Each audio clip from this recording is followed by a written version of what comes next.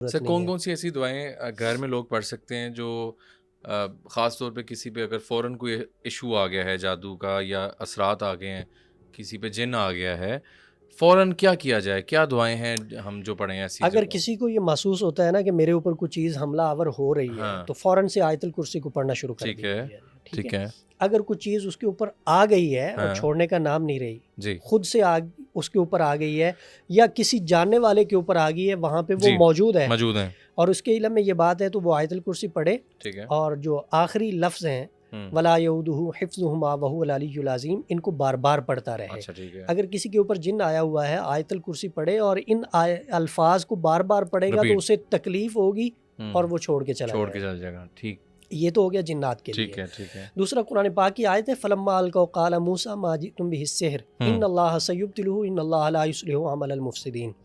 بہت ساری آیات ہیں، بہت ساری دعائیں ہیں، بہت سارے اعمال ہیں جادو توڑنے کے لیے، لیکن یہ والی جو آیت ہے نا یہ کمال کی ہے. ٹھیک ہے. اس کو 41 مرتبہ پڑھیں. سر اس مریض آیت کے کو اذن کیا کہیں گے؟ نام اس کا کوئی آیت اس کا کو یاد؟ آیت رد سحر کہتے ہیں، یعنی اچھا سحر کو توڑنے والی آیت. اوکے اوکے اوکے ٹھیک ہے. ٹھیک ہے اس کو پڑھ کے مریض کے اوپر پھونک لگائیں، پانی اچھا کے اوپر دم کر کے اس کو دیں، ٹھیک کھانے ٹھیک پینے کی چیزوں پہ دیں.